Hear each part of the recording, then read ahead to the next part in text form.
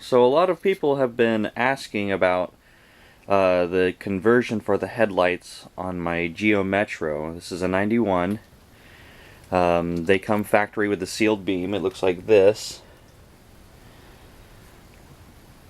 Oh, it has a plug there. If these things burn out, you have to replace the whole thing.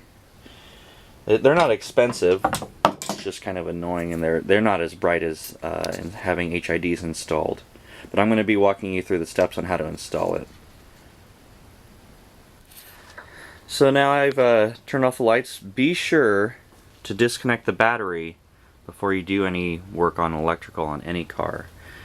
And the first step that we're going to be taking on replacing this right there, we're going to need all this assembly taken off. So the first thing we're going to do is take this screw, these two screws, and then there's going to be two screws here on the bottom that hold all of this in place. It's holding these two bezels right here. So I'm going to go take those off really quick.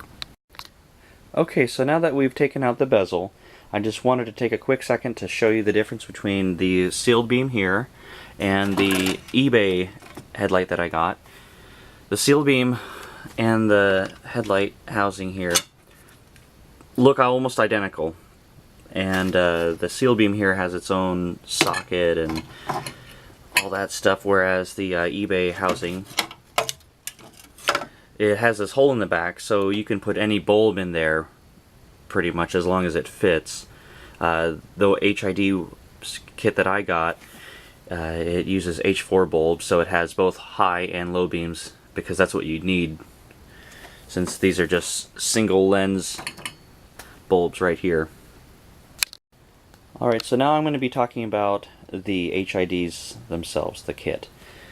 So each side is going to have its own HID ballast. Got ours on that side over there. And this is the wiring harness.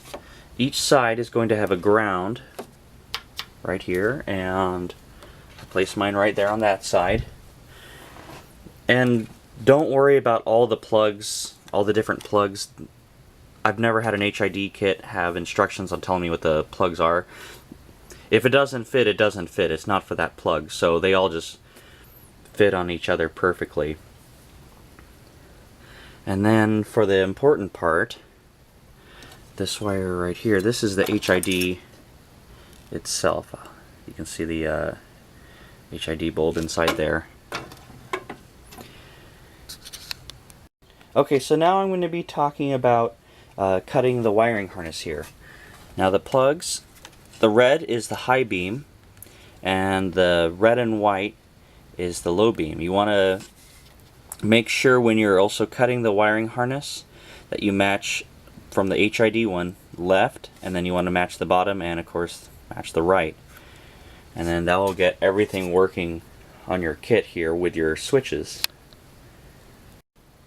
Okay, so just to recap, you're going to have a ground wire here from this ballast on the left side, driver's side of the car, and the passenger side over here of the ballast is going to have a ground.